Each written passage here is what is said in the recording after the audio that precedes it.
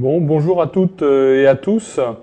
Nous sommes aujourd'hui connectés pour discuter des actualités dans les vascularites systémiques. Donc, je m'appelle Luc Mouton et je suis responsable du centre de référence maladies rares de l'hôpital Cochin, et en lien avec l'association des patients Wegener Info et autres vascularites, on va vous proposer un diaporama passant en revue les acquisitions dans le domaine des vascularites, je dirais dans les 15 dernières années. Alors, nos amis de l'association des patients atteints de vascularites ne peuvent pas être présents. Je tiens à remercier Bernard Piastra et Raphaël Darbon qui ont revu ce diaporama, fait quelques suggestions, et j'espère que vous aurez la possibilité, si vous ne connaissez pas cette association de patients, de prendre contact avec eux. Et là, vous voyez s'afficher les coordonnées de l'association, avec à la fois l'adresse postale, le numéro de téléphone, et surtout l'adresse courriel et l'adresse du site de l'association Wegener Info et autres vascularites. Et cette association compte aujourd'hui 350 patients inscrits.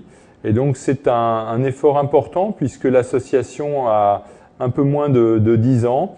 Et donc Bernard Piastra a réussi en une petite dizaine d'années à fédérer autour de lui ce nombre important d'adhérents. Voilà, donc sans plus attendre, on va passer à l'exposé. Je mets ici mes conflits d'intérêts. C'est important de faire état de ces conflits parce que nous allons parler dans l'exposé de médicaments. Et la plupart des soutiens financiers que j'ai pu obtenir le sont pour notre association de recherche qui permet d'utiliser les fonds pour la recherche sur les maladies vasculaires et en particulier sur les vascularites.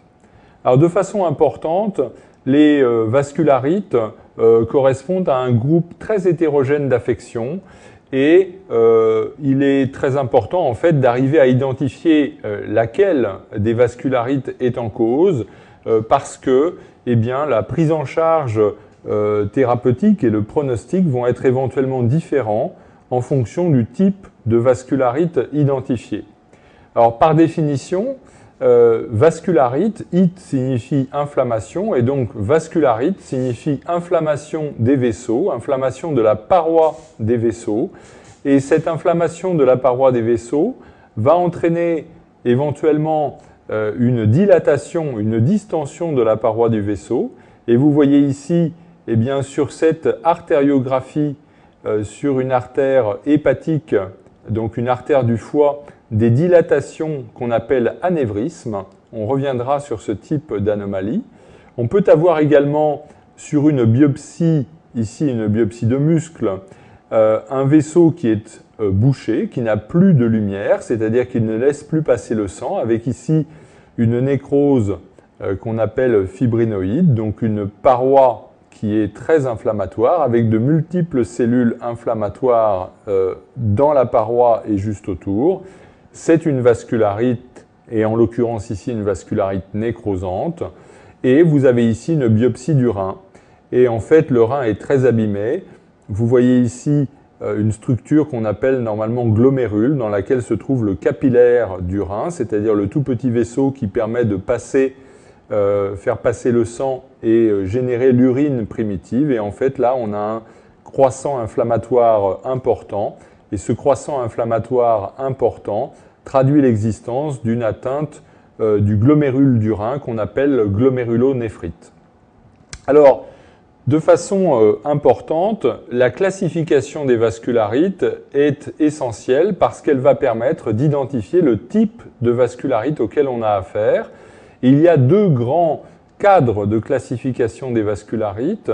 Le cadre du Collège américain des rhumatologues, qu'on appelle American College of Rheumatology, ACR, avec des classifications qui datent de l'année 1990 et qui correspondent en fait à un classement des vascularites entre elles.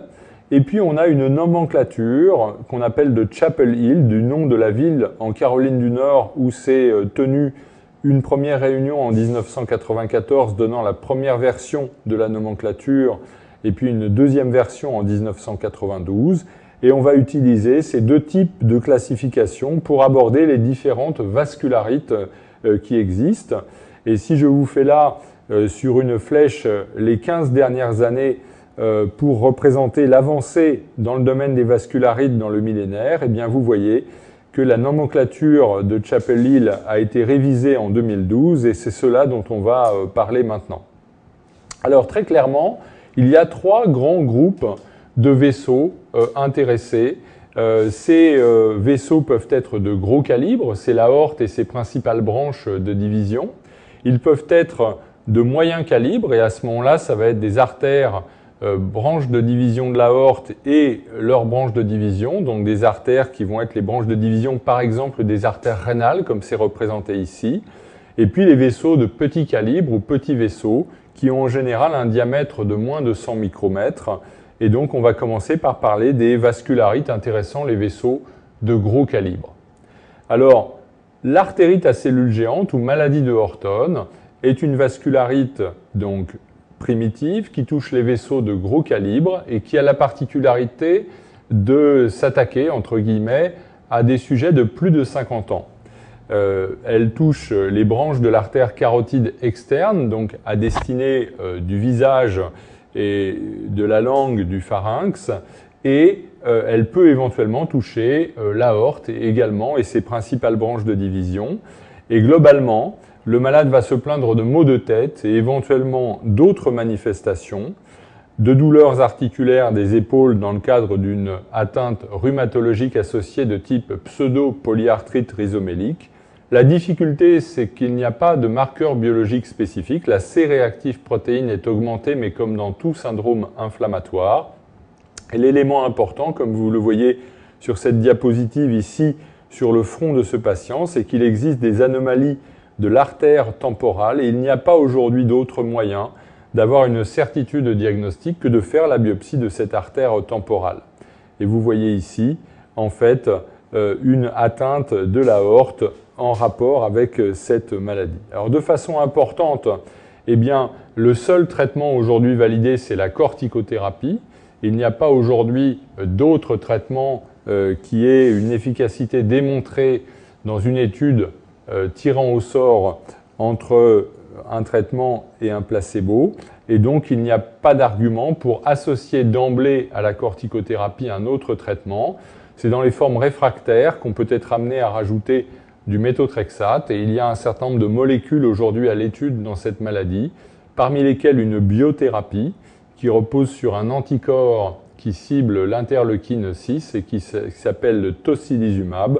Et donc plusieurs études sont actuellement en cours dans cette maladie.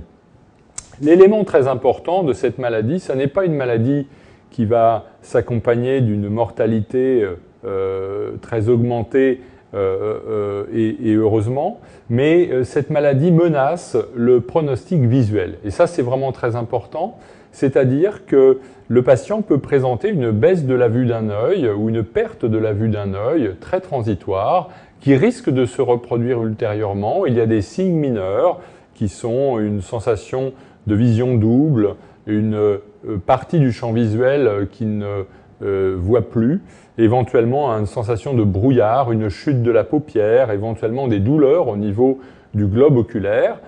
Tout cela doit attirer l'attention du clinicien. Vous voyez ici un exemple, par exemple, d'une papille pâle au fond d'œil, un exemple de papille normale, ici sur le côté gauche de la diapositive, une papille pâle sur le côté droit. Il s'agit d'une oblitération de l'artère centrale de la rétine qui peut être la complication ophtalmologique, qui est d'ailleurs la plus fréquente dans cette artérite à cellules géantes. Et donc c'est pour ça que l'on traite, c'est pour éviter que survienne une complication oculaire avec un risque de cécité, donc de devenir aveugle d'un œil, et éventuellement des deux si ça récidivait, dans une quinzaine de % des cas. Alors une autre vascularite qui touche les vaisseaux de gros calibre s'appelle maladie de Takayasu, aussi dite maladie des femmes sans pouls. parce que lorsqu'on prend le pouls, il peut éventuellement avoir disparu. Lorsqu'on ausculte les trajets vasculaires, on entend des souffles. En fait, ce sont principalement des femmes, âgées en général de moins de 40 ans, avec des symptômes vasculaires, avec une différence de pression artérielle entre les deux bras, éventuellement entre les bras et les jambes. Et en fait, lorsqu'on fait des artériographies, lorsqu'on injecte de l'iode pour voir les vaisseaux artériels, eh bien, on peut voir qu'il y a éventuellement des retrécissements sur certaines artères. Cela peut être l'aorte, cela peut être les artères à destinée du cerveau, artère carotide par exemple. Ce peut être une artère sous-clavière qui passe sous la clavicule pour aller donner la vascularisation des membres. Le traitement de cette maladie repose sur la corticothérapie, éventuellement dans les formes résistantes ou nécessitant des doses importantes de corticoïdes, le méthotrexate, et on utilise de plus en plus les anti-TNF dans cette affection. Alors, parmi les vascularites, on a abordé les vascularites intéressant les vaisseaux de gros calibre. Et bien maintenant, on va s'intéresser aux vascularites intéressant les vaisseaux de moyen calibre. Et il s'agit principalement chez l'adulte de la périartérite noueuse. Cette périartérite noueuse, je vous ai déjà montré cette artériographie tout à l'heure, s'accompagne de retrécissement qu'on appelle sténose et de dilatation qu'on appelle anévrisme, et donc d'un aspect de nécrose fibrinoïde de la paroi des vaisseaux. Cette périartérite noueuse a des critères de classification qui comportent en gros une altération de l'état général avec un amaigrissement, la présence éventuelle d'une hypertension artérielle, éventuellement d'une insuffisance rénale. Il y a des formes associées à une infection par le virus de l'hépatite B. Et il est important de savoir qu'il peut y avoir une atteinte des nerfs périphériques, éventuellement une atteinte des testicules chez l'homme. Et ce qui est important, eh bien, c'est que la biopsie peut permettre de faire le diagnostic de vascularite. En fait, il faut 3 parmi ces 10 critères pour faire le diagnostic de périartérite noueuse. Et aujourd'hui, il n'y a pas d'auto-anticorps identifiés, de marqueurs biologiques identifiés dans cette périartérite noueuse, mais je vous montre juste cette plaque sans trop donner d'explication pour dire que dans des formes de l'enfant, avec éventuellement une atteinte des vaisseaux du cerveau, qui est d'habitude rare dans la périartérite noueuse, il a pu être identifié par 2 équipes indépendantes et publié il y a 1 an dans la revue New England Journal of Medicine, qu'il y avait un gène qui était l'objet d'une mutation, donc ce serait une maladie génétique, en tout cas dans les formes pédiatriques, et c'est l'adénosine déaminase de type 2 qui est mutée. Donc quand on a une périartérite noueuse chez un adolescent, par exemple, on va être amené éventuellement à rechercher une mutation de ce type. Alors, nous arrivons maintenant aux vascularites intéressant les vaisseaux de petit calibre, et ces vascularites sont assez nombreuses. Je n'ai pas exprès parlé de la maladie de Kawasaki qui, elle, touche les vaisseaux de moyen calibre parce que c'est une maladie strictement pédiatrique, mais bien entendu, je serai prêt à répondre à des questions sur cette maladie. Alors, concernant les vascularites touchant les vaisseaux de petit calibre, eh bien, vous voyez que sur cette nomenclature révisée de Chapel-Hill, et je vous prie de m'excuser, je n'ai pas traduit en français les termes correspondant aux différentes maladies, eh bien, il y a 2 grands groupes. Un premier grand groupe à la partie supérieure que nous aborderons en fait secondairement, qui correspond à des vascularites qu'on appelle à complexe Zimmer, avec la formation de complexes avec soit seulement des anticorps, soit des anticorps et des antigènes qui vont se bloquer dans la paroi des petits vaisseaux. Et on va commencer par décrire un groupe qu'on appelle les vascularites associées aux ANCA. Ces vascularites associées aux ANCA sont au nombre de 3. Il y a la polyangéite microscopique, qui est la seule qui ait gardé le même nom au fil du temps. Et puis 2 vascularites qui ont changé de nom donc en 2012 avec la révision de la nomenclature de Chapel-Hill. La première, c'est la granulomatose de Wegener, qui va donc abandonner le nom de Wegener, qui était le médecin qui avait décrit cette maladie, et qu'on appelle aujourd'hui granulomatose avec polyangéite, ou GPA. Et il y a enfin la maladie qu'on appelle syndrome de Churg et Strauss, ou maladie de Churg et Strauss, du nom des 2 médecins qui ont décrit cette maladie. en fait, il a été décidé de façon didactique de donner à cette maladie un nom qui permet mieux à la fois à l'étudiant en médecine, au médecin, de comprendre à quoi fait appel cette maladie, et également aux patients atteints de cette maladie de mieux comprendre à quoi correspond l'atteinte liée à cette maladie. Et donc c'est une granulomatose avec éosinophilie et polyangéite, ou granulomatose éosinophilique avec polyangéite. Cela signifie qu'il y a des granulomes, il y a des polynucléaires éosinophiles et une vascularite. Alors, ces vascularites associées aux ANCA, je vous prie de m'excuser, il y a une ou deux diapositives qui seront en anglais, mais bien entendu, je vais les traduire. Ces vascularites associent d'une part des lésions des vaisseaux, dans un rein ici, et puis ici au niveau d'une biopsie de peau, mais également des lésions granulomateuses qui peuvent intéresser le poumon ou les sinus de la face. Les lésions granulomateuses sont plus fréquentes dans la granulomatose avec polyangéite ou maladie de Wegener, et ces vascularites sont caractérisées par la détection d'anticorps anti-cytoplasme de neutrophiles qui sont en fait détectés sur une lame de verre sur laquelle on a étalé des neutrophiles, et on vient avec le sérum du patient qui est dilué, et on vient voir si les anticorps du patient se fixent éventuellement, et on va révéler par un anticorps fluorescent les anticorps fixés. Ici, vous avez une fluorescence de type périnucléaire, et ici une fluorescence de type cytoplasmique diffuse. Ce qui est important, c'est que dans la granulomatose de Wegener, ou granulomatose avec polyangéite, les anticorps sont de type cytoplasmique diffus et ils reconnaissent la protéinase 3, alors que dans la polyangéite microscopique ou dans le syndrome de Churg-Strauss ou granulomatose éosinophilique avec polyangéite, ils reconnaissent la myéloperoxydase. Alors, ce qui est important, c'est que ces vascularites sont des maladies rares. Je n'ai pas abordé la prévalence de ces maladies, mais elle est très inférieure à 1 sur 2000, et ça permet de rentrer dans le cadre des pathologies rares. Et comme toutes les pathologies rares, il en existe presque 7000, eh bien, le diagnostic de ces maladies est difficile à poser. Ce d'autant qu'au départ, il s'agit d'un patient qui va être fatigué, va avoir maigri et va avoir éventuellement de la fièvre. Alors, il y a un certain nombre de signes qui peuvent être des éléments d'orientation. Les éléments d'orientation, ça peut être la peau. On va voir quelques photos en particulier de purpura, mais ça peut être aussi une atteinte des nerfs périphériques qu'on appelle neuropathie périphérique. Et il peut y avoir d'autres atteintes. Par exemple, le signe qu'on recherche le plus fréquemment dans la granulomatose avec polyangéite est la présence de croûtes dans le nez. Ce sont des croûtes nasales et le patient, lorsqu'il tire dessus, signale un saignement. C'est un élément qui nous oriente vers la granulomatose avec polyangéite. Alors, vous voyez ici les photos d'un patient qui a un purpura vasculaire. Vous voyez qu'ici, on a fait une biopsie, 2 petites biopsies de peau pour étudier cette peau, à la fois colorer les différents constituants et puis aussi faire une immunofluorescence. Et la particularité des vascularites associées aux ANCA, c'est qu'elle a habituellement s'accompagne d'une immunofluorescence qui est négative.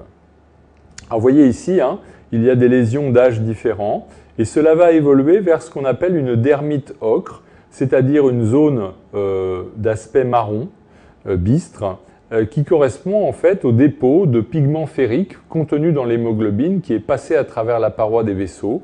Et ça va être une forme de tatouage assez définitive et il n'y a pas aujourd'hui de traitement qui permette à ces lésions de dermite ocre de disparaître une fois qu'elles sont constituées. Vous voyez ici une lésion plus récente et donc c'est une vascularite ici nécrosante. Alors vous voyez que c'est un purpura, si on appuie dessus ça ne disparaît pas et qui est en relief, confluent, éventuellement nécrotique en son centre, donc un purpura vasculaire.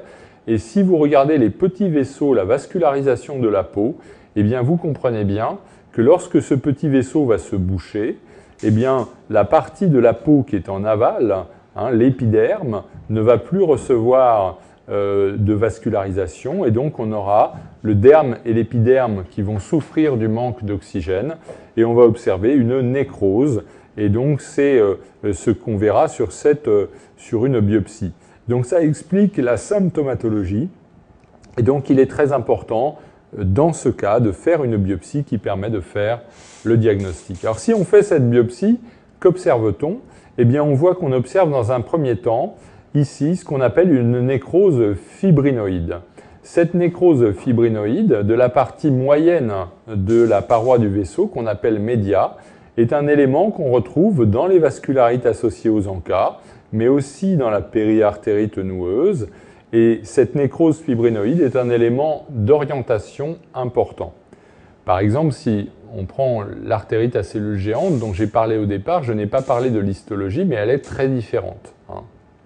Alors, vous voyez que la lumière du vaisseau est thrombosée, et il n'y a plus de sang qui peut passer, ce qui explique donc les lésions de purpura nécrotique. Et vous voyez ici des cellules inflammatoires avec un afflux important de cellules. Finalement, ce sont tout type de cellules, des neutrophiles, des lymphocytes qui vont être à l'origine de cet infiltrat cellulaire. Alors, il y a donc, je l'ai dit, 3 types différents de vascularites et je vais parler d'abord de la granulomatose de Wegener ou granulomatose avec polyangéite et vous voyez ici les critères.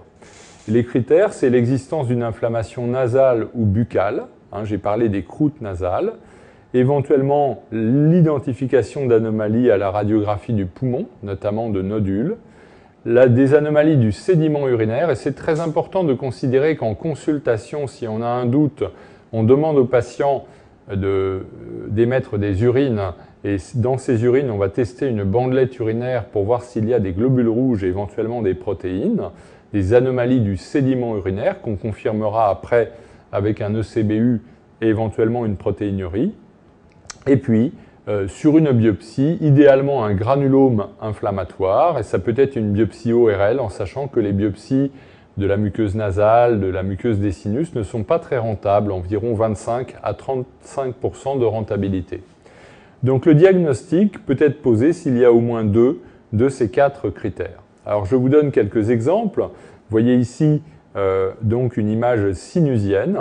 Typiquement, l'atteinte du sinus, vous voyez ici un sinus de la face qui est normal, avec de l'air dedans, comme tous nos sinus de la face, c'est le sinus maxillaire normal. Ici, ce sinus maxillaire est plein d'un tissu. En fait, c'est un tissu inflammatoire et granuleux.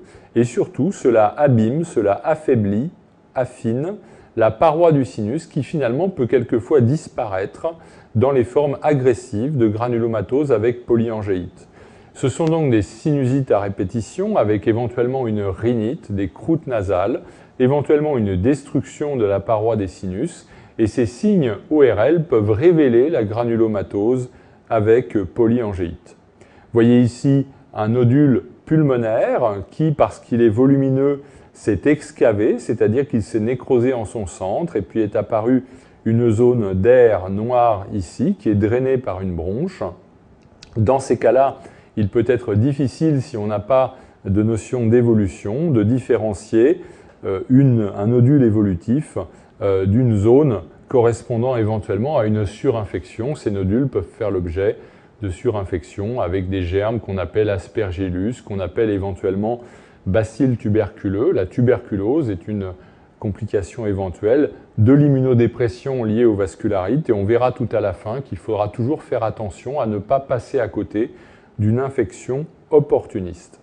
Et ici, un aspect particulier d'hémorragie intra-alvéolaire. Ces hémorragies intra-alvéolaires sont une préoccupation, elles peuvent entraîner une anémie, elles vont être à l'origine de crachats sanglants, et ces hémorragies intra-alvéolaires se diagnostiquent ici, soit sur une radiographie thoracique, soit sur un scanner thoracique. Et pour finir, dans le contexte d'une insuffisance rénale qui serait apparue éventuellement sur quelques jours ou semaines, une biopsie rénale va être effectuée chez un patient qui a le plus souvent donc une hématurie microscopique, la présence de globules rouges dans les urines. Et vous voyez ici qu'il y a à la fois dans la chambre urinaire des cellules avec ce qu'on appelle un croissant, des cellules avec un infiltrat inflammatoire, une rupture en fait de la paroi des capillaires glomérulaires, de la membrane basale, sur la partie autour du noyau du polynucléaire neutrophile. Donc c'est pour ça qu'on appelle anticytoplasme de polynucléaire neutrophile. Et donc, puisque vous avez les images, je vais vous montrer ces ANCA. qui sont de type C en K sur la partie gauche de la diapositive ou de type P en K sur la partie droite, périnucléaire ou cytoplasmique diffus. Et quand ils sont de type cytoplasmique diffus, ils sont dirigés volontiers vis-à-vis de la protéinase 3, alors que lorsqu'ils sont périnucléaires, ils sont volontiers dirigés vis-à-vis de la myéloperoxydase. Alors on va terminer le catalogue des vascularites par les vascularites intéressant les vaisseaux de petit calibre et de mécanismes à complexes immuns. Et en fait, ces vascularites à complexes immuns correspondent à principalement deux vascularites pour les plus fréquentes, les vascularites de cryoglobulinémie, qui sont liées à un anticorps qui précipite au froid, et puis le purpura rhumatoïde, qu'on appelle plus purpura rhumatoïde, qu'on appelle vascularite à IgA depuis la nouvelle nomenclature de Chapel-Hill. Et je vous ai donné ici juste un exemple de vascularite des cryoglobulinémies. En fait, les cryoglobulines sont des anticorps qui précipitent au froid en dessous de 37. Et donc, ce sont des vascularites qui sont liées dans 8 cas sur 10 à une infection chronique par le virus de l'hépatite C. Donc, des progrès importants sont faits, vous le savez actuellement, dans la prise en charge des infections chroniques par le virus de l'hépatite C. Donc, bien entendu, il va y avoir, on l'espère, des progrès importants également dans la prise en charge de ces vascularites.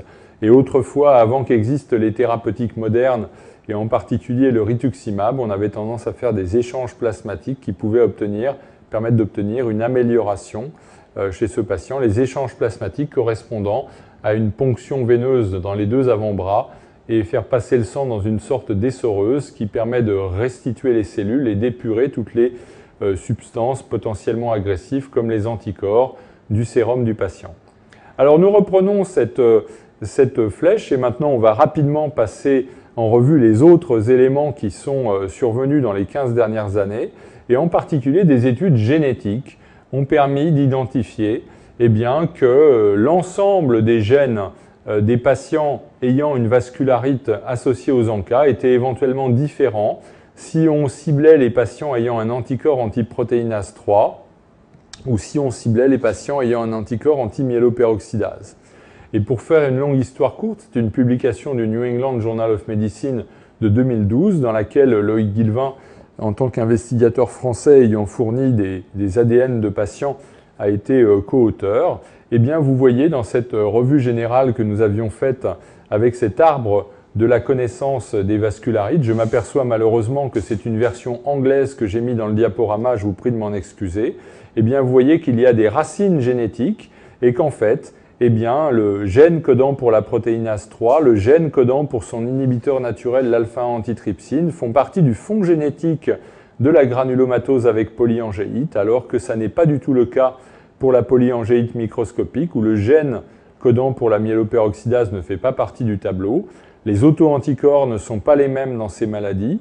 On trouve des granulomes seulement dans la granulomatose avec polyangéite, pas dans la polyangéite microscopique. Et puis, les manifestations cliniques sont différentes dans la granulomatose avec polyangéite et dans la polyangéite microscopique. Dans la granulomatose avec polyangéite, il y a une atteinte granulomateuse du poumon et des sinus de la face qui est caractéristique et qu'on ne rencontre pas ou beaucoup plus rarement dans la polyangéite microscopique. Côté pronostic, on pourrait en parler longtemps, mais j'ai décidé de ne présenter qu'une diapositive ancienne d'un article publié par Loïc Guilvin en 1996 avec une protéinurie supérieure à 1 gramme par jour, une créatinine supérieure à 140 micromoles par litre, une atteinte digestive de la vascularite, une atteinte cardiaque de la vascularite, une atteinte cérébrale de la vascularite. Et de façon importante, ce score à 5 facteurs fait que s'il y a un score à 0, c'est-à-dire aucune de ces atteintes n'est présente, le pronostic est bien meilleur que s'il y a 1 ou éventuellement 2 ou plus critères de mauvais pronostic. Et ces critères étaient validés dans le syndrome de Churg-Strauss, la polyangéite microscopique et la périartérite noueuse. Alors, la thérapeutique est un aspect important et aujourd'hui, nous donnons beaucoup de corticoïdes à nos patients avec beaucoup d'effets secondaires. Et donc, nos objectifs vont être d'épargner les corticoïdes tout en contrôlant la maladie. En fait, en 2000, que faisait-on dans les vascularites associées aux ANCA? On donnait des corticoïdes en traitement d'attaque et dans les formes graves de l'endoxan ou dans la granulomatose de Wegener de l'endoxan, intraveineux ou oral. Et en entretien, on utilisait à l'époque encore en 2000, l'endoxan ou l'azatioprine, avec des effets secondaires importants de l'endoxan que j'ai décidé de ne pas détailler, mais que nous pourrons discuter ensuite. Le traitement d'attaque a vu un certain nombre d'études publiées qui ont permis d'apporter des éléments nouveaux. On a pu utiliser les immunoglobulines intraveineuses qui peuvent être utilisées dans certaines rechutes de vascularite associées aux ANCA. On a pu voir en fait que finalement l'endoxan est supérieur au méthotrexate en traitement d'attaque de ces vascularites, que dans les formes avec atteinte rénale sévère à plus de 500 micromoles dans l'essai MEPEX, les échanges plasmatiques sont plus efficaces que les corticoïdes en bolus, et donc il est classique d'associer des échanges plasmatiques quand la créatinine est à plus de 500 micromoles. Nos collègues du groupe européen ont montré ce qui avait déjà été montré par le groupe français, eh bien que le cyclophosphamide intraveineux est aussi efficace que le cyclophosphamide oral et permet d'avoir une toxicité moindre. Et surtout dans les années 2010, 2 publications ont permis d'apprendre que le rituximab était aussi efficace que l'endoxan dans le traitement d'attaque. Une étude américaine sur 197 patients, avec un schéma classique corticoïde et cyclophosphamide, et donc relayé par azatioprine ou Immurel, et puis un bras expérimental avec du rituximab à la dose classique hématologique de 375 mg par mètre carré associé à des corticoïdes, suivi d'un placebo, ce qui est très très audacieux puisque ces vascularites sont réputées pour rechuter volontiers. Et puis une étude sur un collectif plus faible de patients mais qui avaient tous une atteinte rénale et qui compare en fait l'endoxan associé à la corticothérapie à finalement au rituximab associé à la corticothérapie à 2 bolus d'endoxan. Et là encore, un relais par Immurel dans le bras endoxan et un relais par rien du tout dans le bras rituximab. Pour faire une longue histoire courte, ces 2 essais ont montré que le rituximab avait une efficacité en attaque équivalente à celle de l'endoxan, mais avait également une toxicité identique. Et vous voyez ici, en fait, eh bien, les résultats en termes, dans l'étude RITUXVAS, l'étude européenne, en termes d'acquisition de rémission sur la gauche et d'effets secondaires sur la droite. Donc c'est une avancée importante qui a été confirmée par la publication des résultats de l'étude RAVE à 18 mois. Et vous voyez que tant dans le bras rituximab que dans le bras endoxan relayé par azatioprine, eh bien, on a la même proportion de rechute et qu'à un peu plus d'1 an de suivi, on a 40% de patients qui vont éventuellement rechuter. Alors ce qui est très important, c'est que ce qui va faire que le patient, ce qui va exposer le patient au risque de rechute, c'est beaucoup plus la présence d'anticorps anti-protéinase 3 que le traitement appliqué chez ce patient. Donc en fait, un patient qui a des anticorps anti-myéloperoxydase rechute beaucoup moins qu'un patient qui a des anticorps anti-protéinase 3. Et puis, je ne le détaille pas là, mais le groupe français d'études sur les vascularites a très récemment publié dans l'étude Cortage qu'une faible dose de corticoïdes et d'immunosuppresseurs était aussi efficace qu'une forte dose. Alors dans le traitement d'entretien, un certain nombre de données ont été publiées. D'abord, on peut ne pas donner d'endoxan et relayer par de l'azatioprine ou Immurel, ce qui permet de limiter la toxicité. Par contre, un anti-TNF, l'étanercept, n'a pas d'efficacité pour prévenir les rechutes. Et surtout, le groupe français d'études sur les vascularites a publié avec Christian Pagnoux en 2008 dans le New England Journal of Medicine l'essai VEGENT qui montre que le méthotrexate est aussi efficace que l'azatioprine en traitement d'entretien. Entre-temps, il a pu être mis en évidence que le mycophénolate mofétyl ou CellCept n'est pas aussi efficace que l'azatioprine et donc ne peut pas être proposé en traitement d'entretien de ces vascularites. Mais surtout, en 2014, le groupe français d'études sur les vascularites a publié l'étude MENRIT 100 dans la revue New England Journal of Medicine avec comme premier auteur Loïc Guilvin, démontrant que le rituximab a une efficacité dans le traitement d'entretien des vascularites associées aux ANCA, et cette efficacité était comparée à celle de l'azatioprine, donc 5 injections de rituximab à dose réduite, 500 mg, comparativement à de l'azatioprine, avec une analyse des résultats à 28 mois. Et vous voyez ici eh bien, qu'il n'y a pas photo, il n'y a que 3 rechutes dans le bras rituximab, alors qu'il y a plus de 15 rechutes dans le bras immurel, et donc c'est très significatif, et on voit que cette différence persiste à long terme dans des résultats présentés par Benjamin Terrier au congrès de l'American College of Rheumatology il y a maintenant 1 an et demi. Alors, finalement, aujourd'hui, on ne sait pas combien de temps il faut éventuellement traiter par rituximab et surtout s'il faut pratiquer des réinjections. Donc, un essai MENRIT 102 vise à identifier s'il est nécessaire de faire des réinjections systématiques de rituximab ou seulement si réapparaissent les anticorps anticytoplasme de neutrophils ou des lymphocytes B. Et nous allons analyser les résultats de MENRIT 102, mais nous démarrons et nous venons d'inclure le premier patient dans l'essai MENRIT 103, coordonné par Pierre Charles. Et cet essai MENRIT 103 va viser à voir s'il était nécessaire de continuer ou d'interrompre le traitement d'entretien au-delà des 28 mois de l'essai MENRIT 102. Alors finalement, les progrès faits dans les 15 dernières années sont très importants dans le domaine des vascularites associées aux ANCA. On donne des corticoïdes, on peut donner du rituximab en alternative à l'endoxan. Je n'ai pas le temps de détailler les indications respectives de l'un et de l'autre, je répondrai aux questions si nécessaire. Les échanges plasmatiques peuvent être ajoutés dans les formes avec insuffisance rénale et créatinine supérieure à 150 micromoles. Actuellement, un essai PEXIVAS vise à évaluer l'intérêt des échanges plasmatiques dans des formes moins sévères d'insuffisance rénale ou des hémorragies intra-alvéolaires.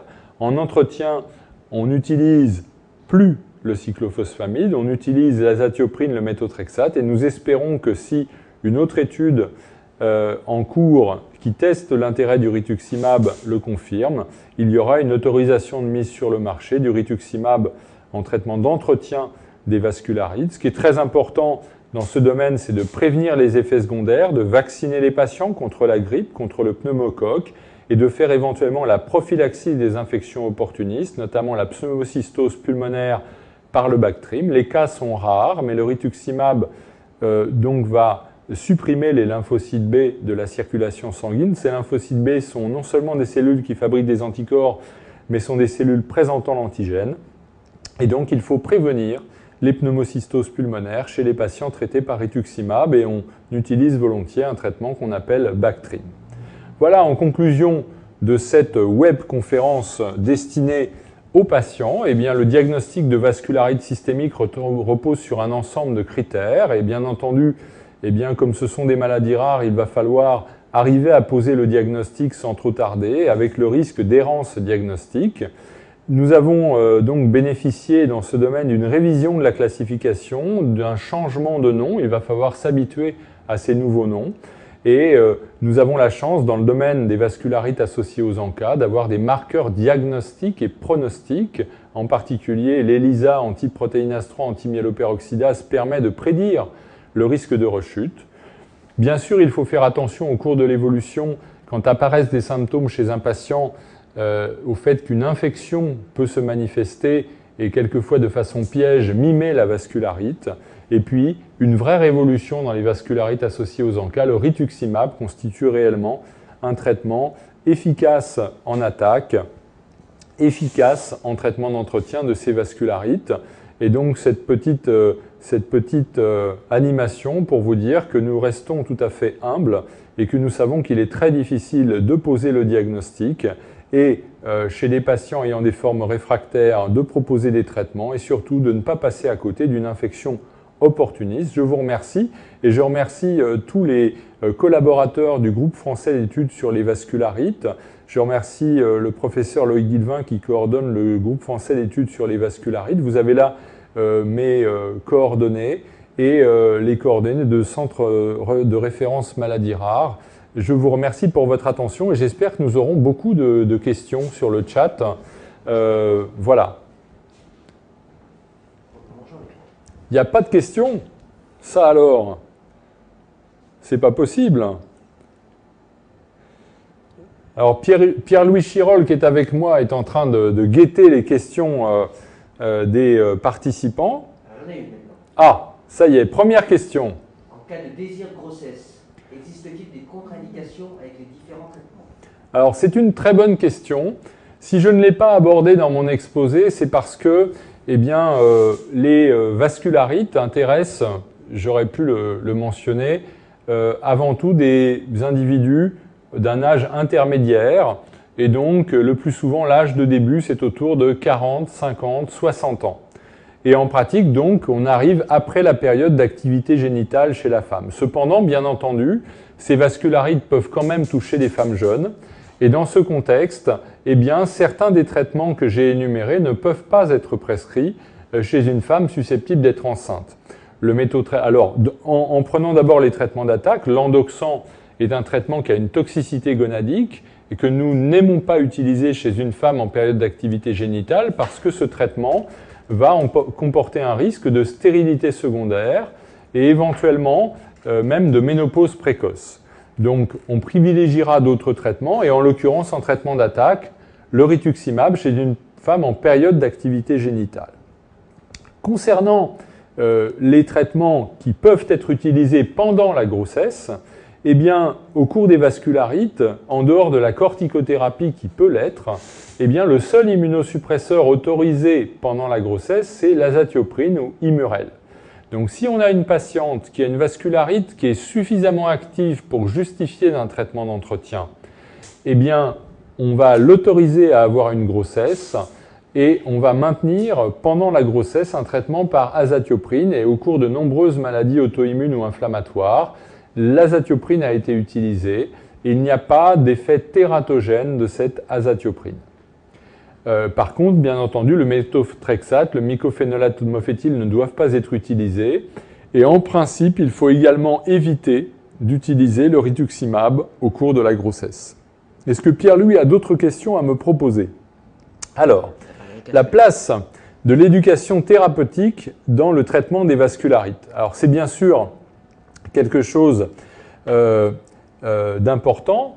Alors, l'éducation thérapeutique, on va dire que dans le domaine des vascularites, il y avait un vide à combler parce que nous n'avions pas encore, au sein du centre de référence maladies rares, mis en place de programmes d'éducation thérapeutique dans le domaine des vascularites. En pratique, ces choses corrigées puisque nous avons démarré avec Nathalie Costet-Dehache à Chalumeau, avec Nathalie Morel, avec Bertrand Dunoguet et en lien avec l'association Wegener Info et autres vascularites. Nous avons donc commencé à former nos infirmières. Nous avons aujourd'hui 6 infirmières diplômées et les premières séances vont avoir lieu en juin et nous espérons obtenir un agrément de l'Agence régionale de santé au mois de septembre pour être autorisés à développer ce programme d'éducation thérapeutique dans le domaine des vascularites. Donc c'est en effet un point très important et qui va nous permettre, je pense, d'aider nos patients à mieux appréhender les mécanismes, les symptômes et mieux comprendre le maniement des traitements au cours des vascularites. Alors, une autre question posée, je crois, par Eric Achula, bonjour Eric et merci pour cette question, était peut-on soigner une vascularite sans corticoïdes? Alors, en fait, je n'ai abordé là, aujourd'hui, que le traitement des vascularites non virales. Il y a un cas particulier que sont les vascularites comme la périartérite noueuse associée à une infection par le virus de l'hépatite B, où il faut éviter à tout prix les immunosuppresseurs et limiter les corticoïdes à un usage bref, à une dose relativement conséquente pour diminuer les mécanismes inflammatoires, mais où le traitement va être le traitement de l'infection virale ensuite. Si on n'est pas dans le contexte d'une vascularite associée à un virus, habituellement, il est très classique de donner des corticoïdes. On a tendance à éviter de donner une forte dose, à donner une dose éventuellement réduite, en association à des traitements donc immunosuppresseurs éventuellement en attaque. Et des schémas de doses réduites de corticothérapie sont actuellement à l'étude en France, aux États-Unis. Et comme je l'ai dit, par exemple, chez les sujets âgés, eh bien, on débute à une demi-dose de corticoïdes. Et ce qu'a pu montrer Christian Pagnot dans cette étude, c'est que c'est aussi efficace que de débuter à pleine dose. Par contre, eh bien, ne pas donner de corticoïdes expose au risque que malheureusement le traitement ne soit pas aussi efficace. Je ne sais pas, Pierre-Louis, s'il y a d'autres... Ah, plein d'autres questions.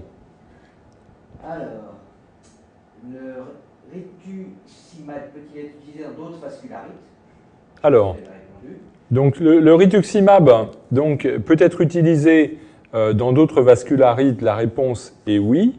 La vascularite au cours de laquelle ce rituximab est le plus utilisé en dehors des vascularites associées aux ANCA, c'est les vascularites de cryoglobulinémie. Et il y a eu 2 études prospectives randomisées qui ont évalué l'intérêt du rituximab au cours de ces vascularites.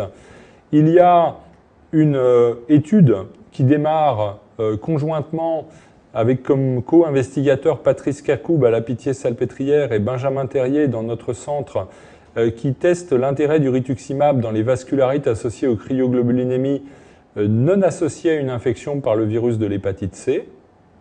Dans le domaine des vascularites associées aux ANCA, je n'ai pas parlé en détail des types de patients traités, mais les études publiées incluaient en fait des patients qui avaient une granulomatose avec polyangéite ou une polyangéite microscopique, mais il n'y avait pas de patients atteints de syndrome de Churg-Strauss.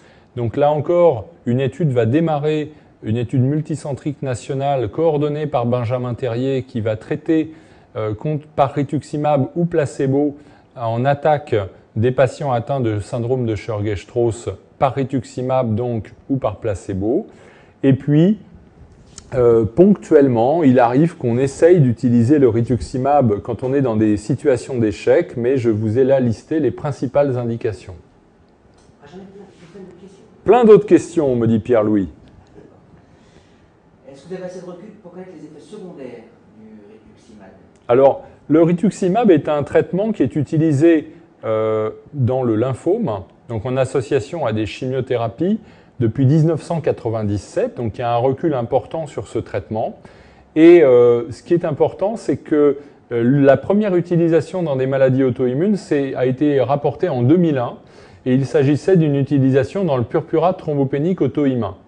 Aujourd'hui, la maladie auto-immune dans laquelle l'utilisation est la plus large, c'est l'autre indication de mise sur le marché, non pas les vascularites ANCA, mais la polyarthrite rhumatoïde.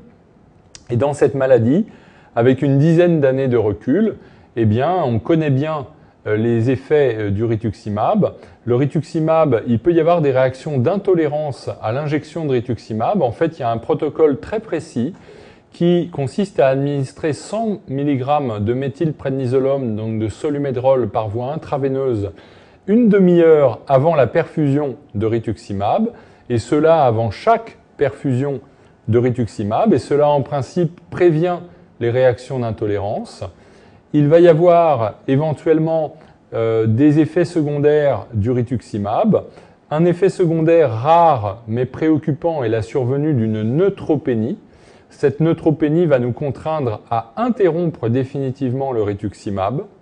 Et sinon, on peut voir chez un certain nombre de patients une baisse des immunoglobulines qui survient plutôt à long terme chez des patients qui ont des injections itératives, mais en général cette baisse est modérée et n'entraîne pas ou peu d'infection. Ce qui est important, c'est que si le patient reçoit du rituximab et qu'il a d'autant plus une corticothérapie à forte dose en association, le vrai risque est qu'il développe une infection opportuniste qui traduit une baisse de l'immunité à médiation cellulaire. Et là, il s'agit de pneumocystose, éventuellement d'autres infections opportunistes, de tuberculose. Et donc, ce qu'on fait, c'est que chez les patients qui sont traités par rituximab pour une vascularite associée aux ANCA, on associe systématiquement du Bactrim en prophylaxie de la pneumocystose pulmonaire.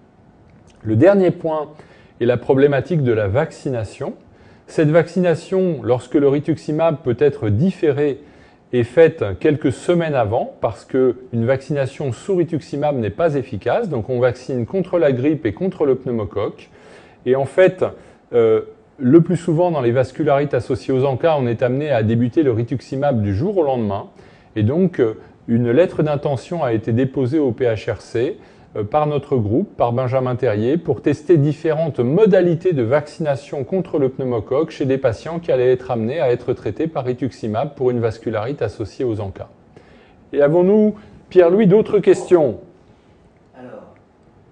quid vos besoins de patients pour l'ETP? Alors, en pratique, les séances d'éducation thérapeutique pour les patients vont donc débuter, vont monter en puissance progressivement, et c'est surtout à partir de septembre que nous serons capables d'offrir aux patients des séances d'éducation. Ce qu'il faut savoir, c'est que nous avons fait ça, organisé ces séances en lien avec l'association des patients, et donc bien sûr, via l'association des patients, certains patients étant en Île-de-France peuvent être éventuellement recrutés, mais rapidement notre ambition va être d'étendre ce programme d'éducation thérapeutique via la filière FAI2R, via les centres de compétences, à toutes les régions de France où nos collègues, avec leurs infirmières d'éducation, pourront mettre en place ces programmes d'éducation thérapeutique. Pour les vascularites avec ANCA en entretien, vous ne mentionnez pas la cortisone. Est-ce un oubli ou bien est-ce nouveau? Dans les symptômes des vascularites, je les retrouve tous poumons végénaires. Alors, en pratique, la corticothérapie, en fait, est donnée à dose dégressive. Et donc, au moment où on arrive à la fin du traitement d'attaque, au début du traitement d'entretien, eh bien, la dose de corticoïdes va être comprise entre 20 et 5 mg par jour. Cette dose va être ensuite diminuée jusqu'à 5 mg et éventuellement interrompue. Et donc, en fonction de la maladie, en fonction des patients, notre objectif va être d'être à 5 mg de prednisone ou moins, mais quelquefois on est contraint de donner des doses plus importantes. Donc pardon si je n'ai pas été clair, mais le traitement d'entretien consiste à maintenir une dose de corticoïdes dégressive, et si on est en rémission complète prolongée grâce au traitement immunosuppresseur, azatioprine, rituximab ou méthotrexate, on va pouvoir se permettre d'arrêter la corticothérapie. Je suis à ma 3e rechute aujourd'hui. Je suis sous IMET. Est-ce que ce traitement va suffire? Alors, donc la question est, je suis sous IMET, IMET étant un comprimé à 10 mg de méthotrexate, donc la dose d'IMET est habituellement de 20 mg le plus souvent chez la plupart des patients.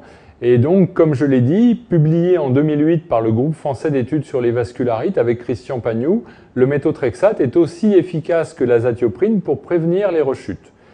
En fait, comme je vous l'ai montré, le rituximab semble plus efficace que l'azatioprine pour prévenir les rechutes.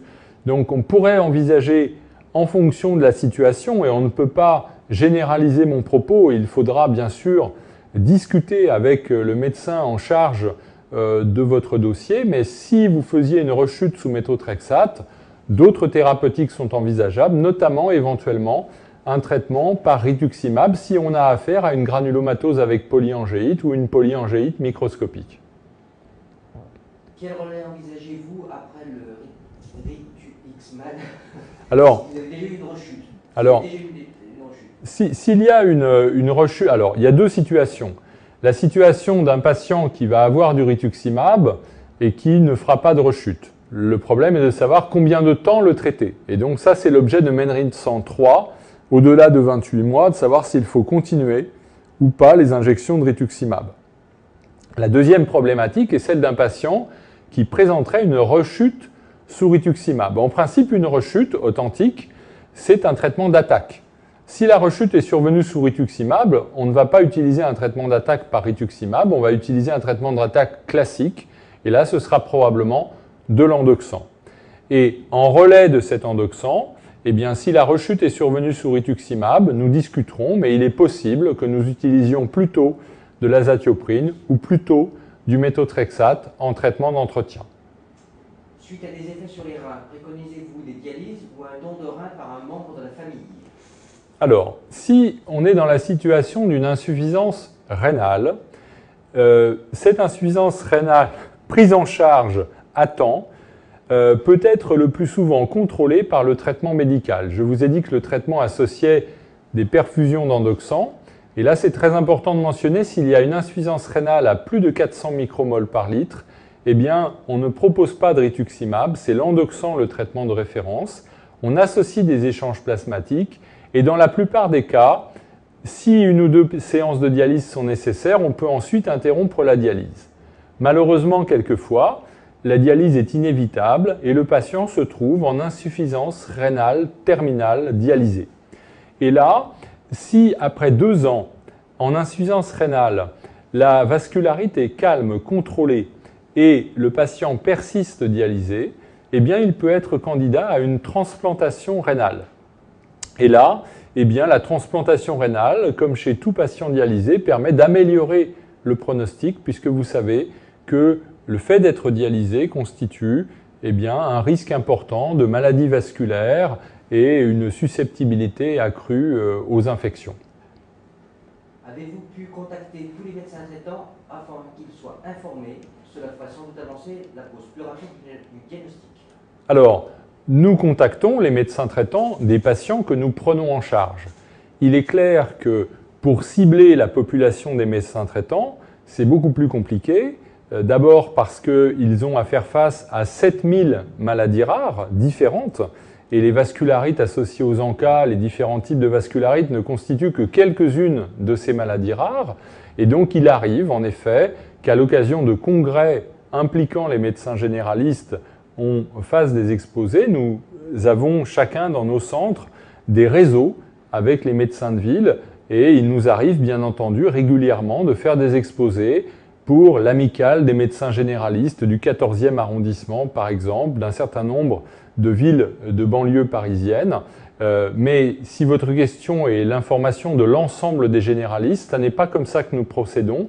Nous procédons par les centres de compétences, les centres de référence, les centres de compétences, les centres experts qui correspondent à propos de chacun de leurs patients avec les différents médecins traitants de leurs patients. Pourquoi ne pouvons-nous pas connaître encore de nos jours le niveau épidémiologique des vascularites? Alors, on peut le connaître, j'aurais dû le mentionner.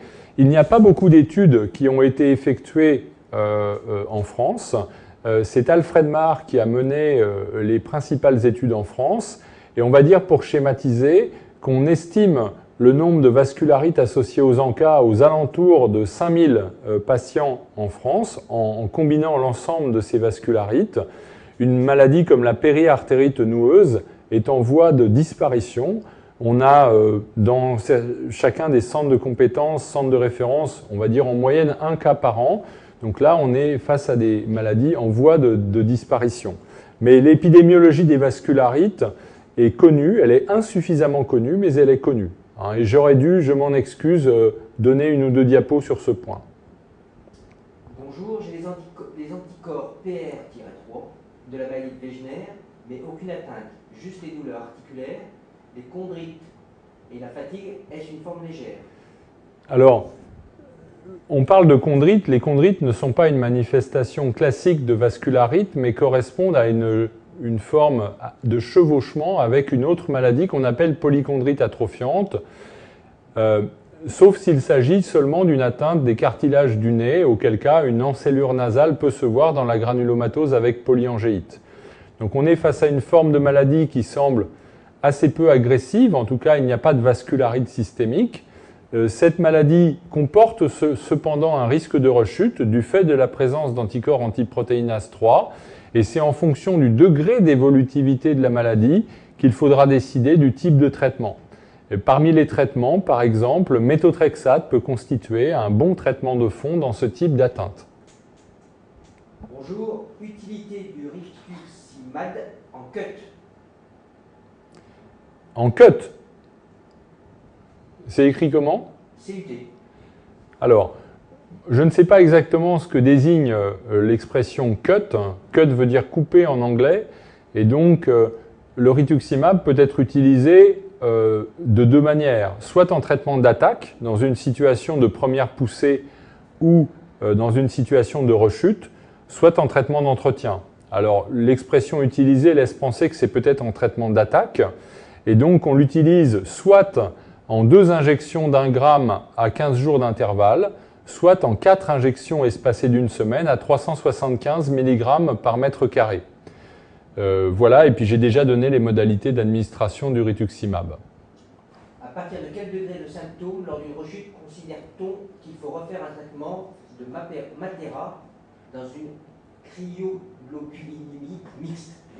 Alors donc, les cryoglobulinémies mixtes sont divisées en cryoglobulinémie mixte essentielle, non liée au virus de l'hépatite C, ou associée à une infection par le virus de l'hépatite C. Je vais mettre de côté le cas de l'infection par le virus de l'hépatite C parce qu'avec les nouveaux traitements de l'hépatite C, eh bien, il y a de plus en plus de succès en débarrassant le patient de cette infection virale chronique et certains patients sont aujourd'hui guéris définitivement de cette infection. Maintenant, si cette infection est guérie, peut persister une cryoglobuline et surtout, éventuellement, il peut s'agir d'une cryoglobuline qui n'est pas associée à une infection virale. Et dans ces situations, il y a différents types de rechutes. Si la rechute est très modeste, c'est-à-dire qu'il s'agit seulement de quelques arthralgies, quelques minimes lésions purpuriques, quelquefois une simple ascension de la corticothérapie, s'il y avait une corticothérapie, permet un nettoyage des symptômes, mais le plus souvent, on va être amené, s'il s'agit d'un ulcère de jambe, s'il s'agit d'une neuropathie périphérique, d'une atteinte rénale, à reprendre un traitement par rituximab.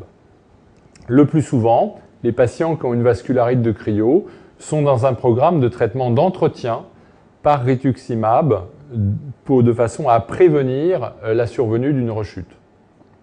Utilité du rituximab tous les 6 mois en cure d'entretien pour éviter les rechutes de PAN. Alors, la périartérite noueuse est une maladie qui ne s'accompagne pas d'auto-anticorps. Donc, s'il s'agit réellement d'une périartérite noueuse authentique, il n'y a pas d'indication à utiliser le rituximab. Maintenant, il arrive que des patients aient une maladie qu'on appellerait périartérite noueuse, mais qui s'avère avoir un anticorps antimyéloperoxydase, antiprotéinase 3, des ANCA, ou une forme qui évolue finalement différemment. Et ces malades ont en fait une vascularite associée aux ANCA et non pas une périartérite noueuse.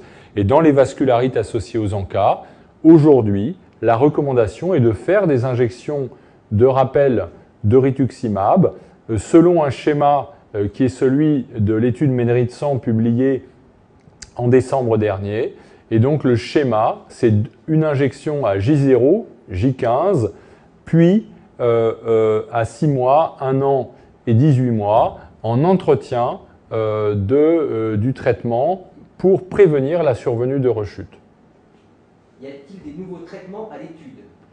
Alors, il y a un certain nombre de nouveaux traitements à l'étude, mais je vous avoue que les progrès importants faits par les études démontrant l'efficacité du rituximab en attaque et en entretien ont relativement, on va dire, désarçonné certaines études en cours.